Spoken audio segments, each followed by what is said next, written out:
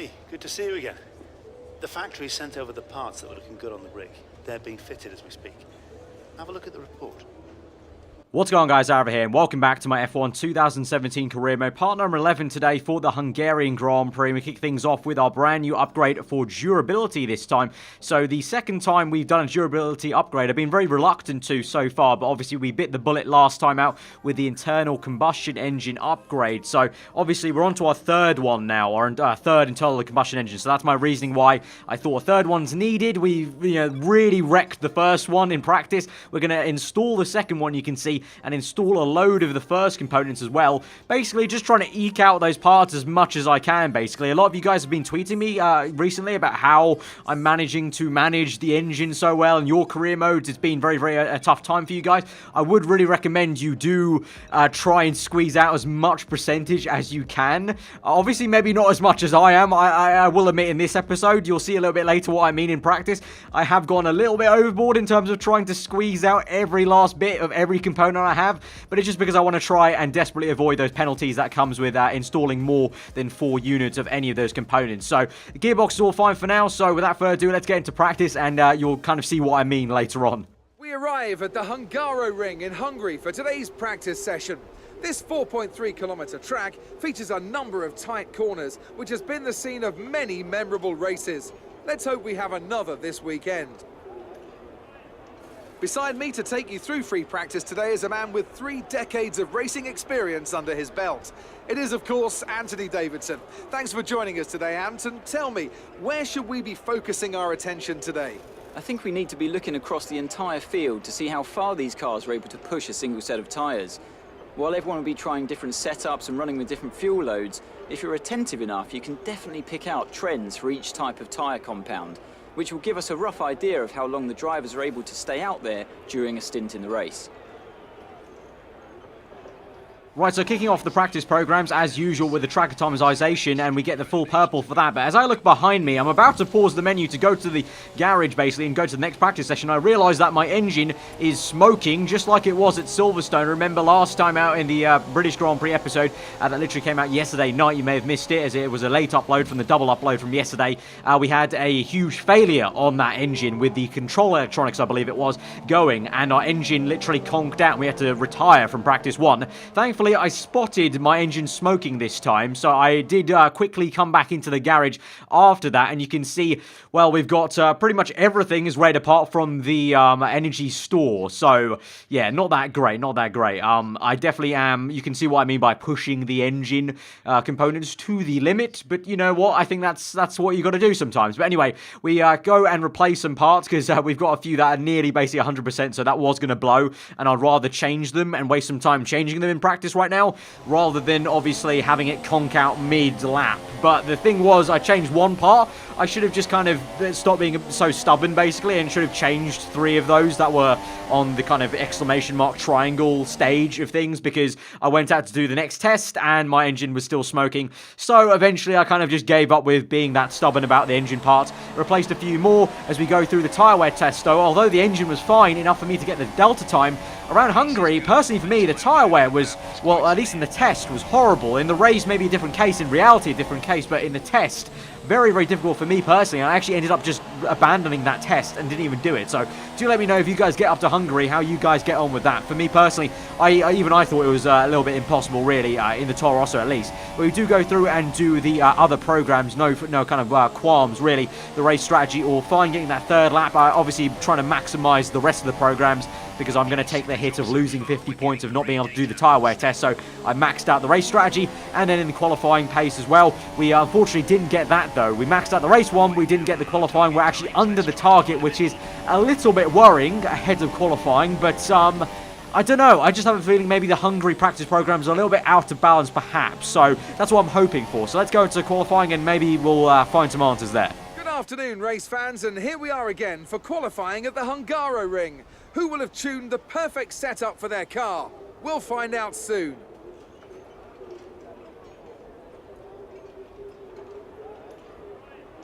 So, could be a tasty one today then, Ant. We've got all the ingredients, that's for sure. Treacherous conditions, an ever-changing racetrack, and one or two cars just behind the pace setters who maybe, just maybe, fancy a bit of an upset after a good performance from them in free practice. And the question has to be, of course, what is that circuit going to look like in 10 to 15 minutes from now? If you think the rain's going to get worse, then you have to be straight out when the lights go green to find whatever grip you can. But if it eases off, then you're better off waiting, saving the tyres, and going out at the perfect moment. The other thing that comes with these conditions? Traffic, and the lack of visibility that comes from sitting in the spray. It's going to be a constant problem, and I expect to see a lot of frustrated drivers with ruined laps out there today. So far, this episode isn't going quite well. We get into qualifying, and you can see here, for the first time ever, I didn't even know this was a thing that could happen in the game. We've got a braking system fault at the very start of qualifying, let alone the fact it's full heavy rain, which is just brilliant in the Toro Rosso. You know, with a lack of downforce, we're one of the worst cars for aerodynamics. We have a good chassis, but don't have a very good aerodynamic package on the car. But we've been compensating with a few higher wings, you know, most of the Grand Prix. But we've got our gearbox, which is now yellow, but that's not too much of a concern. I think that'll still be fine. And we only have technically one more race to go with this gearbox until we can change it without a penalty. So that's fine. But we've got this brake fault. And then, well, you can clearly see what's happened there. I don't even need to say it. I, once again, for the second time this season, since the series started, forgot to change my components from FP3 to Quali. You can call me a numpty in the comments. I just forgot. I was going too fast through from FP3 to Quali, thinking about let's get to Quali then and see what we can do. And we forgot to change the parts. So because of that, and because I had the brake fault, I just thought, you know what, let's just screw it. Let's just change every single part. Because there was a brief point here where I thought, okay, let's run down the 11 minutes. But I thought, okay, wait, hang on. There's only 9 minutes left in the session, and I have 10 minutes left to repair this. So let's just change everything. We're going to take a big hit, and we're going to start last at the Hungarian Grand Prix. We've got a fresh, complete, you can see there, nice and green now, fresh engine for the race, but we're going to be starting last in this Grand Prix. I know it may sound and seem very weird, but the fact was our engine was just too bad. I managed to do it in Spain, but this time round, I had a few components on like very like close to the red zone where the colour would start orange, maybe, yes, at the beginning of the race, but it would have gone to red very fast. So I thought, you know what, I've made a mistake there from FP3 and Quali. Let's just own up to it. Let's change all the engine components, take the hit, and we're going to start last place from the Hungarian Grand Prix. To be honest, in full wet conditions, I don't know how well I would have done. Our teammate Sainz only got 13th place. I say only, that's actually a pretty decent job from Sainz in 13th place. I think we would have only got around 13th to 12th and maybe beaten Ocon. So I'm not too fussed about that, but it is going to be a bit of a long Grand Prix now, especially at the beginning to make up places. But I'm ready. I'm raring to go and make up for my mistakes. Let's hit it. With me to enjoy it all is Anthony Davidson, a man who made his Grand Prix debut here with Minardi back in 2002. So, Ant, this is a bit of a special one for you, I'd imagine. Yeah, I'd say so. I also stood in to commentate on Jensen's win in 2006, and as I was a test driver for Honda at the time, you can imagine that was quite an emotional Grand Prix. It's also a tough circuit on the drivers, this one too. Lots of long, slow corners that require a lot of patience from inside the car. Plus, it's a very downforce heavy circuit.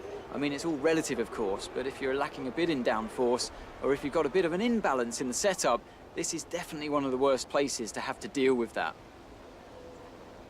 We're almost ready to go then, and this is what the starting grid looks like for today's race. Good job yesterday from Valtteri Bottas. The Finn starts from pole position, and it's Lewis Hamilton alongside. Looking down the rest of the grid, we have Vettel, Verstappen, Daniel Ricciardo, and Raikkonen, Massa, Stroll, Hülkenberg, and Roman Grosjean. Perez, Ocon, Carlos Sainz, and Alonso, Van Dorn, Palmer, Marcus Ericsson, and Kevin Magnussen. Wehrlein and a Toro Rosso rounds off the grid. Right, so here we are. Very odd position to be in, to be honest, in the Toro Rosso car. I didn't think we'd ever be in this position. But here we are in P20. It's going to be overcast at the moment. You can see it's going to get sunnier though, and thankfully no rain for us because we need a bit of a calm, dry Grand Prix to help us out here. It's going to be a one-stop strategy, super soft to the medium tyres, which I was a little bit scared of really on the look of it, you know, going so long on mediums, but it's really the only option. We're not going to have enough pace, and especially from the back here, we're not going to have the luxury of even trying a two-stop with avoiding the medium tyres, doing 2 sets of super softs and then soft tyres. So it's going to be a bit of a long grind Grand Prix and maybe a bit of a long one for us today, but we'll have to try and make up places as we can. So we go to 5 red lights to the Hungarian Grand Prix. We're underway as the lights don't take any time at all to go out there, and we've had a pretty good getaway there. The same can't be said for Julian Palmer, our fellow Brit, who's slowing down quite a bit as we go down the long straight to turn 1. It's 4 wide momentarily there between the McLaren, Sauber and Haas as we go down the inside of the Haas and also try to maybe go down the inside of Ericsson. We do manage it on Van Dorn though, so we're up into P17. So we've gotten 3 places so far. We have a little look to the left and duck to the right. So pretty much at the start you can see trying to basically thread a needle basically through the entire grid, and we make the move on Ericsson, squeeze him out a little bit, and obviously the Sauber car just doesn't have the downforce to compete there, and so we can catch up to Julian Palmer now, and there's obviously still a bit of a train forming here, quite a bit of train actually. Can we maybe suss a move around the outside of Palmer? He's on the medium tyres, remember we're on the super soft, so Palmer going longer, and he actually makes a move down the inside of Sainz. Wow, okay, Sainz comes back at him though, squeeze him out, a little bit of tyre contact there, and Sainz actually helps me out a little bit, so a bit of Toro Rosso teamwork there.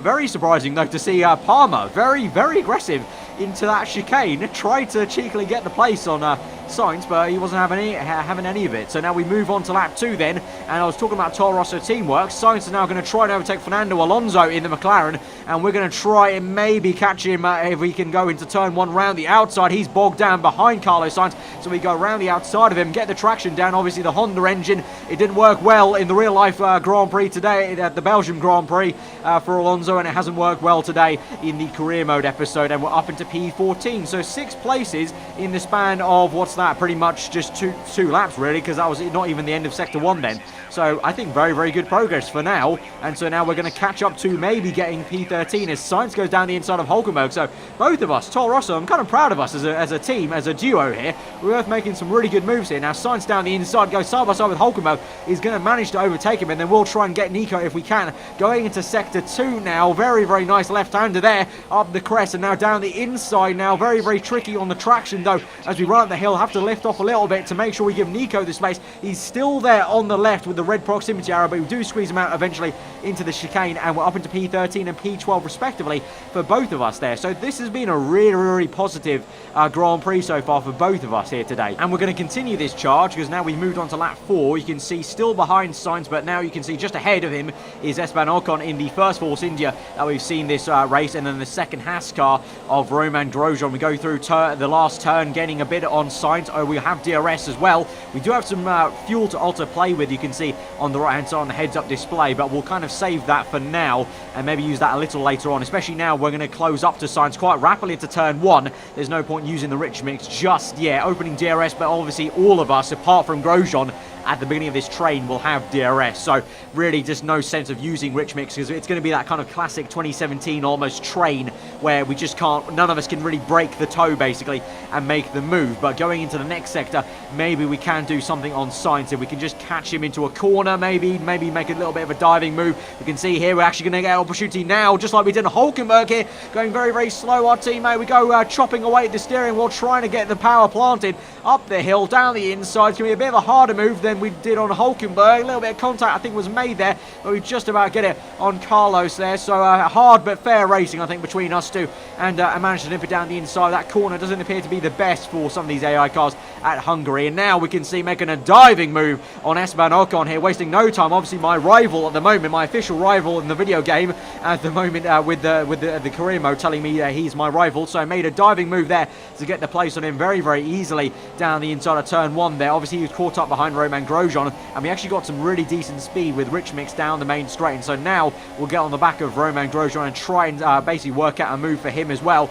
And we're going to basically stick with it for the entire lap, because this actually ends up being a very kind of long, strung out way to get Grosjean, and it's kind of nice to watch, to watch it back. It takes the entire lap basically of me doing some work in sector 2 and sector 3 to kind of just shimmy up this place, and you can see how I'm catching Grosjean the entire time. But generally this car is feeling okay now. You know, obviously in practice the engine was very worn out, so it kind of warped my perspective, I think you could say, of the car, which I think I mentioned before in some previous episodes, where that is definitely a thing you may have to take into account. If you are using worn engine parts, like I mentioned, that may be a good way to kind of stretch the engine parts. It will actually change how the car handles. The car definitely did feel so much better in this race once I got up to speed with Hungary than it ever did in practice. And obviously in qualifying I didn't even get a chance to drive the car in the full wet. Probably a good thing really, because I honestly don't think it would have been that good. You can see through the entire lap just closing up on Grosjean, being a little bit patient, and then we get the DRS, get the Rich Mix going down the inside, and we're going to make a very similar move like the one we did on Esteban Ocon, except a little bit less of a dive bomb here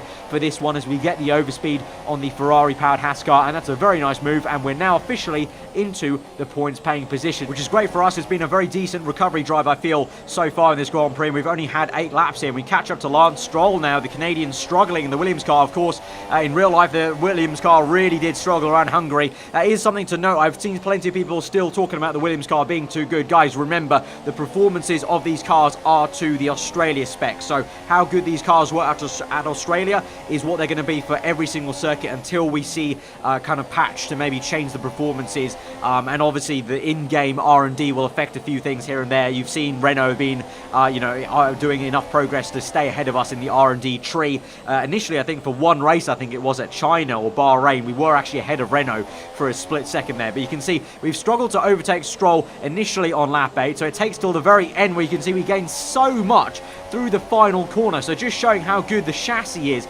compared to Williams, and actually maybe even the downforce levels I'm running compared to Stroll. He's on the soft tyres, interestingly, so that's a very weird choice, choosing the middle tyre to start on from this Grand Prix, because that kind of puts him in the middle. He could technically do a one-stop, but he would basically be avoiding the opportunity to use these fast, super soft tyres, or he's doing a two-stop, which I don't think he would be very wise of him, because along with me and the rest of us in this kind of very much midfield battle, we don't have the pace to do a two-stop and pull it off. But we move on to lap 10, and talking about the pace he has, to be fair to him, he was keeping up with me after I made the move. He was keeping me honest the entire time, so much so that I make a mistake here. I go a bit too much on the throttle, go a little bit wayward on the left, and so we get a really poor run through that right-hander, and he actually makes a move round the outside. We go to the inside, a little bit of contact made, a little bit, but I do have the inside line, but he's still there, to be fair to him, and I do give him the space up the hill there, so he is still very much there. You can see he actually pulls along, and we have to try and outbrake him now round the outside. We'll have the inside for the next part of the chicane, a little bit of tyre contact made, but that's all well and good,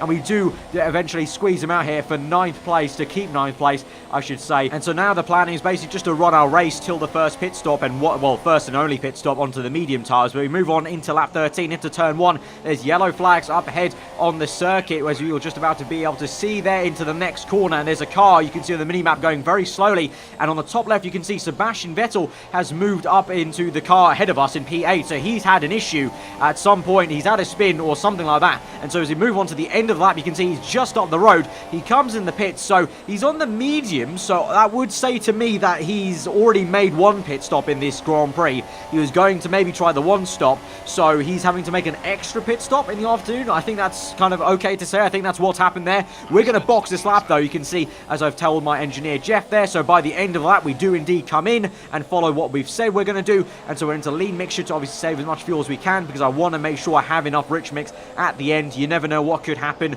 I don't know, Perez up ahead could make a mistake maybe. I think there's another maybe another car we can maybe get. You just never know really in this race. There's plenty of laps to go. We've got 20 laps, so it's as I said at the very beginning of the episode, it's a very long Grand Prix to go here. We've got a long slog still ahead of us, and Sebastian Vettel is indeed out of this Grand Prix, so that should mean technically we gain one position for free there. So I think in the net position we should be in P8, because we were P9 obviously overtaking Stroll fair and square, and so we were running P9, so now I think we should be aiming for at least a P8. If we don't, something's gone wrong there. If we don't end up in P8 basically by the time everyone's made a pit stop, we've done something horribly wrong. But we catch up to Stoffel Van Dorn then on the end of lap 17. We're unable to actually overtake him initially initially as he's kind of parking the bus a little bit through the final corner. So we're going to have to wait till the actual final corner, I should say. That was the second last corner, but you can see getting a little bit wayward, going down to third gear, mistakenly there, sends the car into a bit of a snap of oversteer, but then eventually opening DRS. Then obviously the Honda engine's no match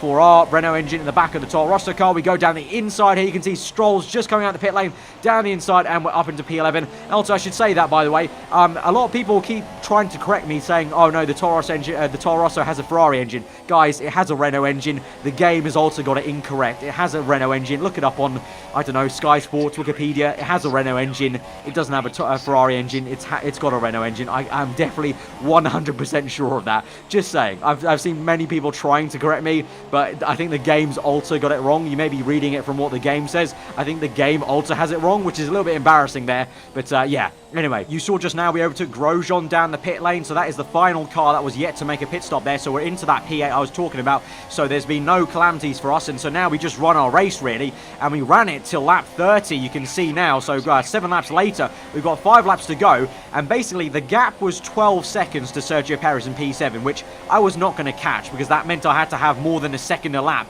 on pace on Sergio Perez in a Force Indy car, and I'm running, I think, 8 wings. I'm running very high wings here at Hungary, so no chance here. So what I thought is I would play major team player. I could see Sainz has been stuck behind Stroll the entire race now since our pit stop. So you can see I've been in lean mixture for a lot of that sector 2. I'm now in rich, but what I'm going to do here is I'm going to try and tactically play this and try and help out Sainz as best I can by trying to basically fight Stroll intentionally, trying to maybe force him into an error, or basically just try and slow him down in the corner where I can basically get to a point where Sainz by himself can just overtake Stroll. So you can see into turn 1, went defensive. I've got every right to do that because he's got DRS, so he tries to overtake me. Again, he tries to overtake me around the outside here, and we just squeeze him out there, taking the racing line really back to the right-hand side, then shimmy to the right, and you can see Carlos Sainz has indeed overtaken him. It does kind of backfire for a split second here because Sainz goes down my inside, but we just about managed to hang it around him. He did have his nose in just a tad, gave him enough room there, and we managed to not tangle and spin it there. So now on to lap 32 though, I then start to pull out the taps. I go on to rich mix. You can see I'm pulling out of the slipstream now, but now on lap 32 I get the hammer down. My job's done. Sainz is up into P9, so it's going to be a P8 and P9 for Toro Rosso if nothing goes wrong. And then through the final corner, as we go through to the end of this lap 33, we have really been pushing. We've been on rich mix the entire lap here, and we come across the line for our fastest lap of the race yet. So even though it looked like for a split second that Sainz had me and maybe the situation got out of hand and out of my control, in reality I did have a lot of pace in my back pocket on the medium tyres to get away from these guys. Not enough pace, unfortunately, to even make a dent on the gap Sergio Perez had to me, and so we're going to come home in a very solid P8 though, from last place on the grid. So last to P8, I think that's a very, very solid recovery drive there from us, and for Sainz to get 9th place as well, another double points paying position for Toro Rosso. Really decent Hungarian Grand Prix in my opinion. And Mercedes have pulled off a great victory here today. And I have to wonder, Anthony Davidson, just what set them apart from the competition here. Without a doubt, the safety car changed everything today. The key to their success was keeping calm and reacting to the situation quickly. We've seen teams in the past throw away wins because they were too hesitant, but here they were decisive, and that's allowed them to take the advantage. And here are our podium drivers today after that excellent race. They've excelled here, as they so often do, and it's a well-deserved victory. Mercedes, then, are on top today.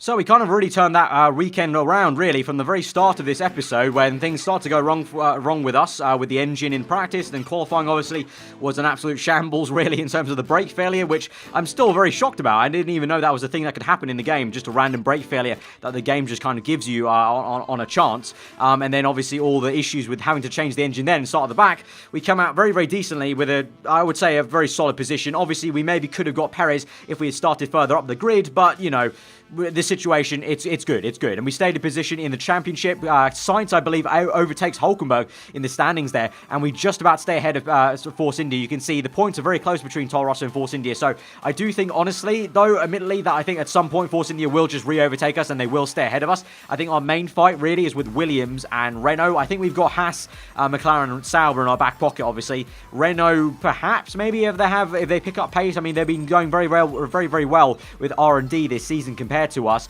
So they may be still a threat. And really, Williams is the main one that we are fighting today. But obviously, reputation up. It did go quite down a bit. I was actually quite annoyed that my reputation went down quite considerably after qualifying, after just that stupid mistake I made. But then we got it right back up there, especially with Renault, I think that was. Jumped quite a bit there on the reputation level. But yeah, you can see now we've got all that clean, I would say clean engine. Obviously, a lot of these parts are still a little bit worn, but we made it past the blunder I had today in qualifying, and now we can move on. And hopefully now I'll kind of double check that we've changed the components right before qualifying, because twice now in 11 episodes, not too great for something that crucial. So guys, anyway, if you have enjoyed the episode, smash that like button. Let me know what you thought in the comments below. If you're around here, then do get subscribed for weekly Formula 1 content. Guys, I just need to say at this kind of halfway stage, really, obviously, in real life Formula 1, this would be the summer break, technically. Obviously, we're going to just continue on with the episodes, but guys, I need to say at this halfway stage, in quote marks, of the season, thank you guys so much for the awesome support on the series still. You guys are absolutely killing it on the likes. I've been loving reading through the comments, and it means so much to me that so many of you guys are really enjoying it and getting really invested in it, and are basically waiting every single time in the evenings for these episodes. It really means a lot to me, and I'm glad that you guys are enjoying the daily career mode episodes. So once again, thank you so much. I'll see you guys next time. Hope you enjoy the rest of your days, and I'll see you guys next time. Goodbye.